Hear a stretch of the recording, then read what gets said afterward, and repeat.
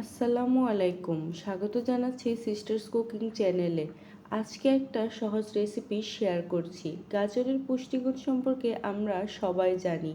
এই গাজর দিয়ে নানান আইটেমের পাশাপাশি খুবই মজাদার একটা ডেজার্ট তৈরি করা যায়, আর সেটা হলো গাজরের হালুয়া। আশা করছি আজকের রেসিপিটি আপনাদের ভালো লাগবে, আর ভালো লাগলে অবশ্যই একটা লাইক দিবেন আর চ্যানেলটি সাবস্ক্রাইব করে পাশে থাকবেন। তো চলে যাচ্ছি পুরো রেসিপিতে। গাজরের হালুয়া বানানোর জন্য আমি এখানে কয়েকটি গাজর নিয়েছি। আগে থেকে একটা পিলার দিয়ে খোসাটা ছাড়িয়ে ভালো করে ধুয়ে নিয়েছি। এবার একটা বাটি নিয়েছি আর নিয়েছি গ্রেটার। ভালো করে গ্রেট করে নিচ্ছি। গ্রেটারের যে সাইডটা ছোট থাকে ওই সাইডটা দিয়ে গ্রেট করে নেবেন, তাহলে তাড়াতাড়ি সিদ্ধ হয়ে যাবে। এভাবে সবগুলো গাজর গ্রেট করে নিয়েছি। হালুয়া বানানোর জন্য চুলায় একটা প্যান বসিয়ে নিচ্ছি, আর এখানে দিয়ে দিচ্ছি 25 গ্রামের মতো ঘি। আপনারা চাইলে বাটারও ইউজ করতে পারেন। 4-5টার মতো দিয়ে দিচ্ছি এলাচের টুকরো। এখন এই ঘিয়ের সাথে এলাচের টুকরোগুলো ভালো করে ভেজে নিচ্ছি। এখন এইখানে দিয়ে দিচ্ছি গ্রেট করে রাখা গাজর।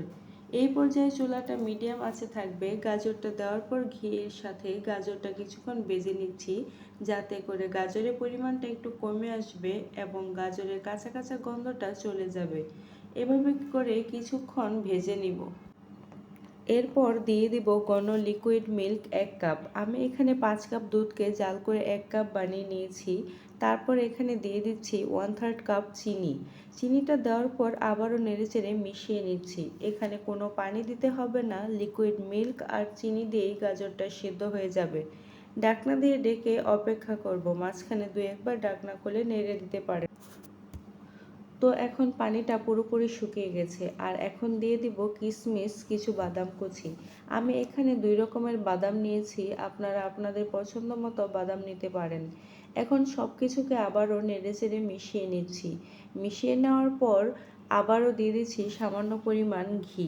এই সময় ঘিটা দিলে ফ্লেভারটা ভালো হয়।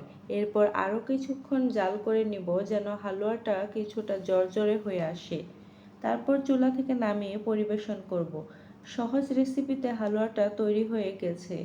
এখন একটা ডিশে পরিবেশন করে উপরে কিছু কিশমিশ আর বাদাম কুচি ছড়িয়ে দিলে দেখতে খুব আকর্ষণীয় লাগবে, আর খেতেও খুব মজার।